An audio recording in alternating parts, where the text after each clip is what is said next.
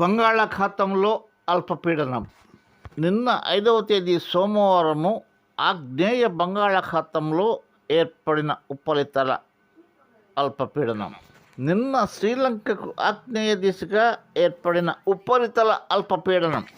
శ్రీలంకకు ఆగ్నేయ దిశగా ఏర్పడిన ఉపరితల అల్పపీడనం మెల్లమెల్లగా వాయువ్య దిశగా కదులుతూ 6, 7, 8వ తేదీల్లో శ్రీలంకకు ఆగ్నేయ దిశగా కేంద్రీకృతమై బలపడి వాయుగుండంగా మారి 10వ తేదీన శ్రీలంకకు తాకనున్నట్టు సమాచారం.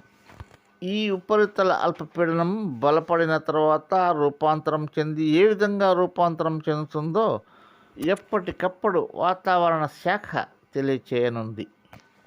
దీని ప్రభావంతో శ్రీలంకలో అతి భారీ వర్షాలు కురిసి గాలులతో నష్టపరిచే అవకాశం ఉంది. ఇకపోతే తమిళనాడు రాష్ట్రానికి భారీ వర్షాలు కురిసే అవకాశం మెండుగా కనిపిస్తుంది. ఇక ఆంధ్రప్రదేశ్లో తిరుపతి, నెల్లూరు, ప్రకాశం జిల్లాల్లో ఈరోజు నుంచే చలి వాతావరణం, సైక్లోనిక్ క్లైమేట్ వ్యాపించి ఉంది. అక్కడక్కడ చలితో కూడిన జల్లులు కురిసే అవకాశం ఉండొచ్చని తెలుస్తుంది. ఈ వాతావరణం 11వ తేదీ వరకు ఉండవచ్చునని సమాచారం.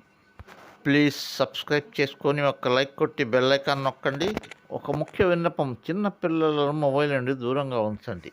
పొగ త్రాగడం ఆరోగ్యానికి హానికరం.